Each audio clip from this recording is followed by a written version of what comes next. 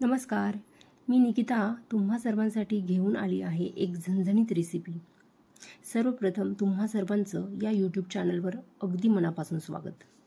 तर आज आपण बघूयात खमंग वाटाण्याची चटणी किंवा झणझणीत वाटाण्याचा ठेचा कसा बनवायचा। त्यासाठी मी शेतातूनच काही अगदी फ्रेश वाटाण्याच्या शेंगा तोडल्या। झाडांना मस्त टपोऱ्या वाटाण्याच्या शेंगा लागल्या होत्या।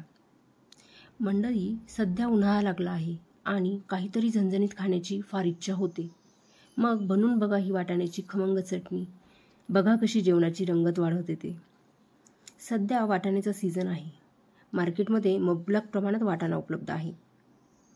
पण वाटाणा चटणी बनवताना सर्वात महत्त्वाची गोष्ट आहे ते वाटाणे कोवळे असावेत। फार टपोरे वाटाणे चटणीसाठी वापरू नयेत। म्हणून या चटणीसाठी कोवळ्या वाटाण्याच्या शेंगा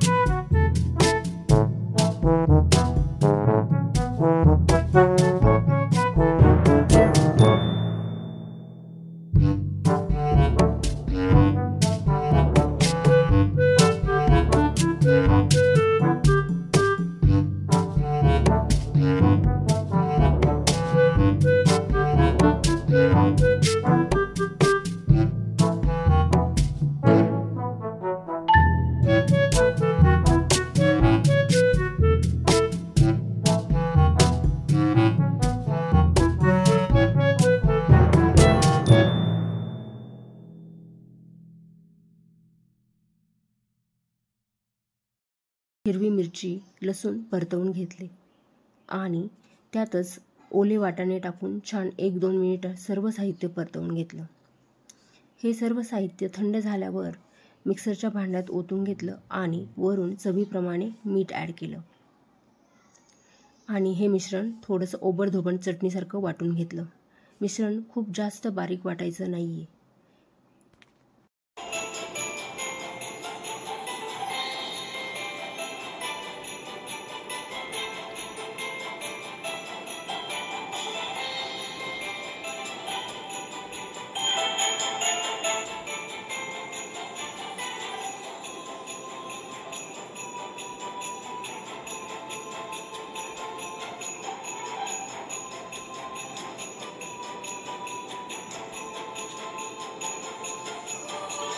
नंतर पॅनमध्ये पुन्हा तेल गरम करून त्यात थोडी कोथिंबीर परतवून घेतली।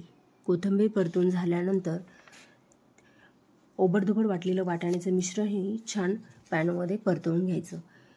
ही वाटाण्याची चटणी मध्यम आचेवर 1-2 मिनिट परतवावी। जास्त वेळ परतवल्यास ग्रीन कलर फेड होतो आणि चटणी खूप कोरडी होते। त्यामुळे अगदी 1 किंवा 2 मिनिटच ही ओबडधोबड वाटलेली वाटाण्याची चटणी पॅनमध्ये छानपैकी परतवून घ्यावी। तुम्ही इथे बघू शकता किती सुंदर ग्रीन कलर दिसत आहे।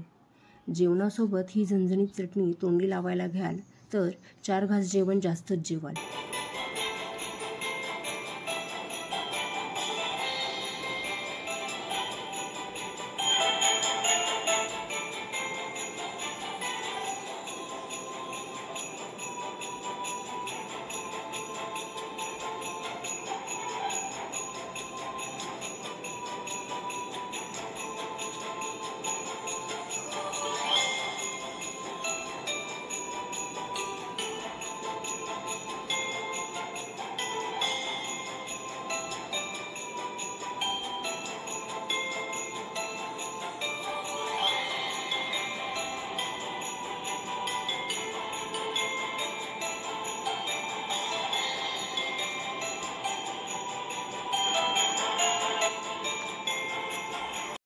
मंडळी, अशाच नवनवीन रेसिपीसाठी चॅनलवर नवीन असाल तर चॅनलला सबस्क्राईब करायला विसरू नका।